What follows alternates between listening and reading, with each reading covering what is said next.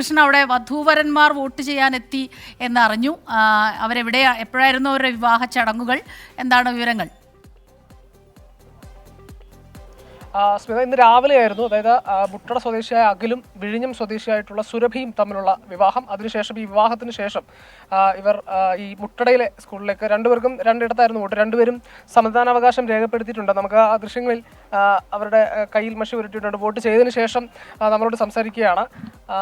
ഇന്ന് വിവാഹമാണ്, അതിനോടൊപ്പം തെരഞ്ഞെടുപ്പ് കൂടിയാണ്. അതെ, രാജ്യത്തിന് ഭാവി തിരഞ്ഞെടുക്കുന്ന ഒരു തിരഞ്ഞെടുപ്പാണ് ഇപ്പോൾ നടക്കുന്നത്. നമ്മളുടെ വോട്ട് മിസ്സാക്കാൻ തോന്നിയില്ല, അങ്ങനെ കറക്റ്റ് ഒന്ന് ചെയ്തതാ.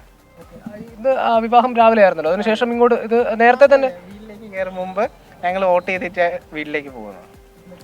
അല്ല, ഇന്ന് ഈ ഇലക്ഷൻ ഡേറ്റ് ഡിക്ലെയർ ചെയ്തതിന് ശേഷമാണോ വിവാഹം നിശ്ചയിച്ചത്? അതിന് മുമ്പേ ഡേറ്റ് നോക്കിയതാ. ഇലക്ഷൻ പിന്നെയാണ്.